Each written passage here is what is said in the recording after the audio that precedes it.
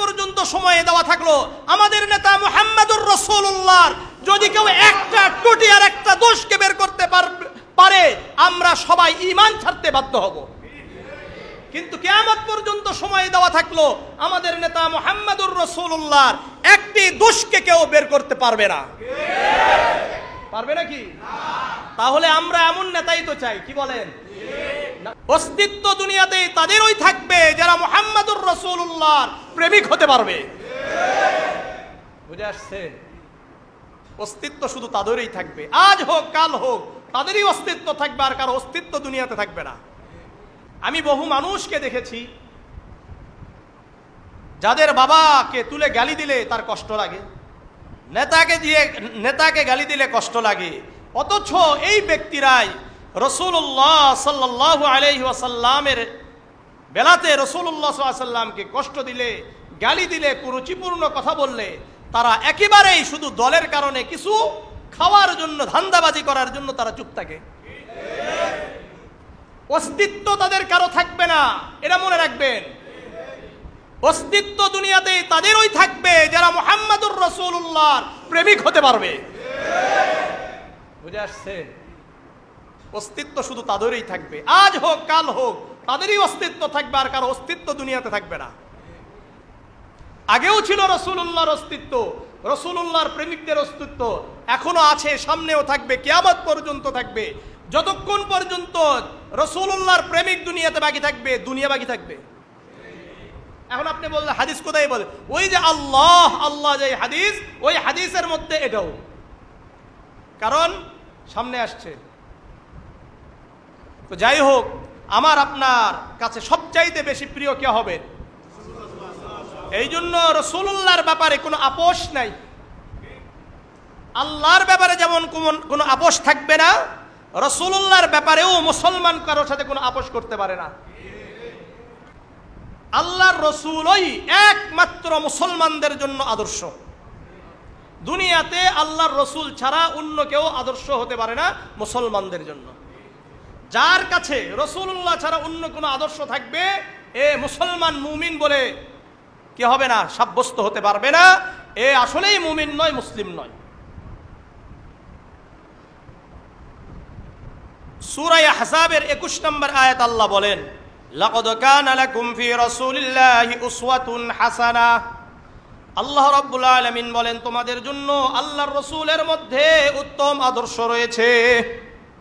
তাহলে আল্লাহর রাসূলের মধ্যে উত্তম আদর্শ রয়েছে। এখন মুসলমান যদি বলে আমি কার্ল মার্কসের আদর্শকে গ্রহণ করি, আমি আব্রাহাম লিঙ্কনের আদর্শকে গ্রহণ করি, আমি লেনিনের আদর্শকে গ্রহণ করি, আমি উমুকের আদর্শকে গ্রহণ করি, তুমুকের আদর্শকে গ্রহণ করি, মনে রাখতে হবে এরা কেউ মুমিন এবং মুসলিম হতে পারে না। মুসলমানদের জন্য একমাত্র আদর্শকে মুহাম্মদুর রাসূলুল্লাহ সাল্লাল্লাহু আলাইহি ওয়াসাল্লাম, এছাড়া আর কেউ আদর্শ হতে পারে না। একমাত্র রাসূলুল্লাহকেই গ্রহণ করতে হবে, রাসূলুল্লাহকেই অনুসরণ করতে হবে। যদি আমি আপনি আল্লাহকে পেতে চাই, রাসূলুল্লাহর আদর্শ গ্রহণ করা, রাসূলুল্লাহকে অনুসরণ করা ছাড়া মুসলিম জাতির কোনো উপায় নেই। সূরা আলী ইমরানের 31 নম্বর আয়াত আল্লাহ বলেন, কুল ইন কুনতুম তুহিব্বুনাল্লাহ ফাত্তাবিউনি ইউহিব্বুকুমুল্লাহ ওয়া ইয়াগফির লাকুম যুনুবাকুম ওয়াল্লাহু গফুরুর রহিম। হে নবী, আপনি বলে দেন, কুল ইন কুনতুম তুহিব্বুনাল্লাহ, তোমরা যদি আল্লাহকে ভালোবাসো, আল্লাহর ভালোবাসা পেতে চাও, ফাত্তাবিউনি, তোমরা আমাকে অনুসরণ করো। তাহলে রাসূলুল্লাহকে অনুসরণ করার সাথে রাসূলুল্লাহ সাল্লাল্লাহু আলাইহি ওয়াসাল্লামকে অনুসরণ করলেই আমরা আল্লাহর ভালোবাসা পাবো। আল্লাহকে ভালোবাসার সাথে কন্ডিশন কি, শর্ত কি? রাসূলুল্লাহকে পূর্ণাঙ্গভাবে অনুসরণ করতে হবে, রাসূলুল্লাহকে ভালোবাসতে হবে, রাসূলুল্লাহর আদর্শ গ্রহণ করতে হবে। আপনি যদি রাসূলুল্লাহর আদর্শ গ্রহণ না করেন দুনিয়াতে, মনে রাখেন, ভালো করে মনে রাখেন, কিয়ামতের ময়দানে আপনাকে আফসোস করা ছাড়া কোনো উপায় থাকবে না। দলিল সূরাতুল ফুরকানের 27 নম্বর 28 নম্বর আয়াত আল্লাহ বলেন, ইয়াউমা ইয়া'আদ্দু যালিমু আলা ইয়াদাইহি ইয়াকুলু ইয়া লাইতানি ইত্তাখাযতু মা'আর রাসূলি সাবিলা। কিয়ামতের ময়দানে মানুষ তার হস্তদ্বয়কে কামড়াবে আর বলবে, হায় আফসোস আমার জন্য ধ্বংস। ইয়া ওয়াইলাতা লাইতানি ইয়াওমা ইয়া'আদু যালিমু আলা ইয়াদাইহি ইয়াকুলু ইয়া লাইতানি ইত্তাখাযতু মা'আর রাসূলি সাবিলা। আমি যদি দুনিয়াতে মুহাম্মাদুর রাসূলুল্লাহ রাসূলদেরকে অনুসরণ করতাম, তাদের পথ অবলম্বন করতাম, হায় হায় আমার আফসোস আমার জন্য ধ্বংস। ইয়া ওয়াইলাতা লাইতানি লাম আত্তাখিয ফুলানান খলিলা। হায় আফসোস আমি কেন উমুককে আদর্শ হিসেবে গ্রহণ করলাম, উমুককে আমি নেতা হিসেবে কেন গ্রহণ করলাম। আজকে তাদের কারণে আমার এই মুসিবত। কিয়ামতের ময়দানে এটা আফসোস করতে হবে। আপনাকে কাকে গ্রহণ করেছেন, কার সৈনিক হয়ে চিল্লাচিল্লি করেন? মনে রাখবেন, রাসূলুল্লাহর সৈনিক ছাড়া, রাসূলুল্লাহর সেনা ছাড়া অন্য কারো সেনা হওয়ার চিন্তা ভাবনা বাদ দেন। যদি করেন অস্তিত্ব কিয়ামতের ময়দানে থাকবে না। এখানে কিছুদিন থাকতেই পারে, যেহেতু আল্লাহ তাআলা ডাইরেক্ট কি করবে না, শাস্তি দিবে না, সুযোগ দিবে, কিন্তু কিয়ামতে কিন্তু কোনো অস্তিত্ব থাকবে না। উমুকের সৈনিক, তুমুকের সৈনিক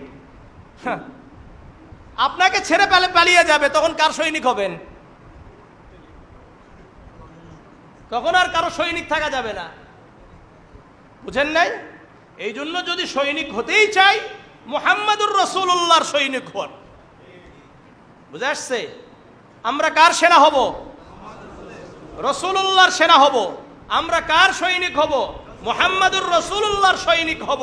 মুহাম্মাদুর রাসূলুল্লাহর জন্য যদি জীবন দিতে পারেন, তাহলে দুনিয়াতেও কিয়ামত পর্যন্ত আমাকে আপনাকে মানুষ স্মরণ করবে, আখিরাতেও আমাদেরকে আল্লাহ রাব্বুল আলামিন এই ওসিলায় জান্নাত দিয়ে দিবেন।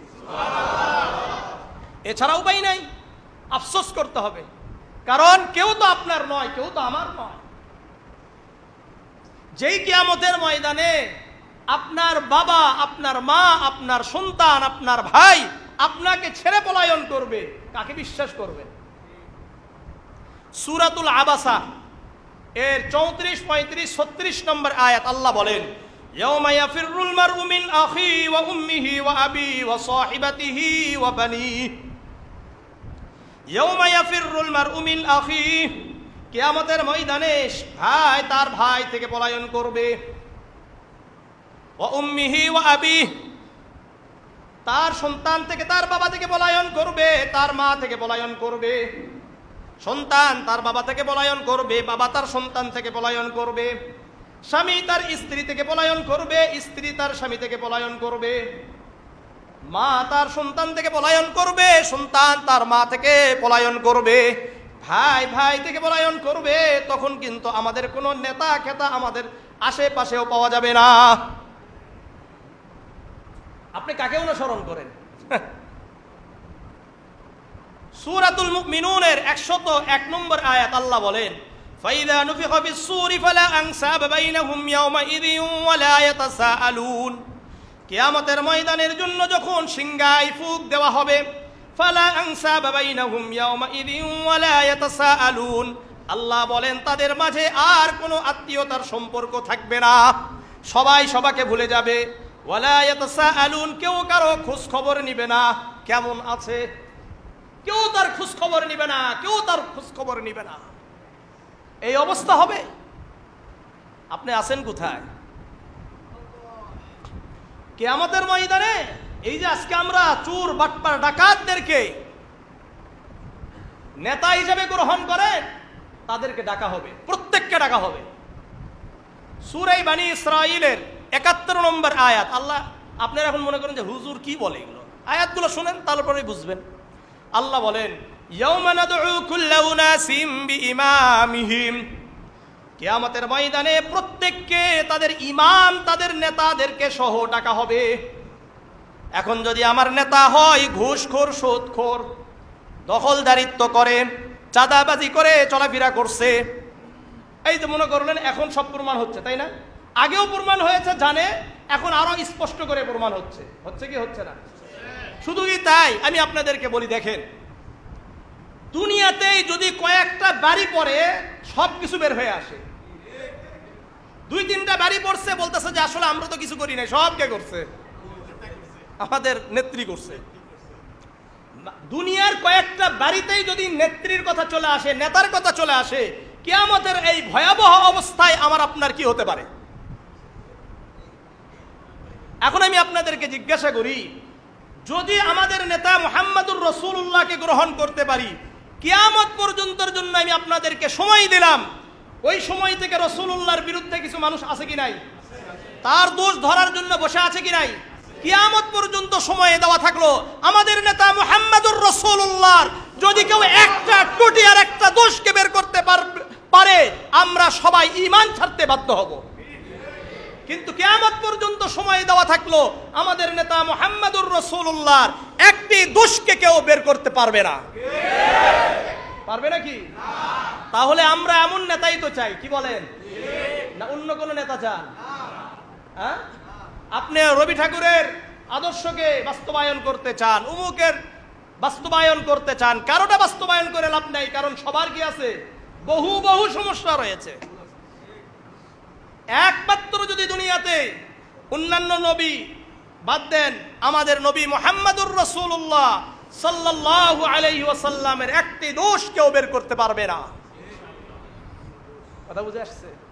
তাহলে আমরা তো এমনই নেতা চাই, ওই নেতার সাথে যদি আমাদেরকে ডাকে আলহামদুলিল্লাহ। তাহলে কারা কারা চান যে আমাদের নেতা মুহাম্মদুর রাসূলুল্লাহর সাথে আমাদেরকে ডাকা হোক? তাহলে গ্রহণ করবেন তো ইনশাআল্লাহ?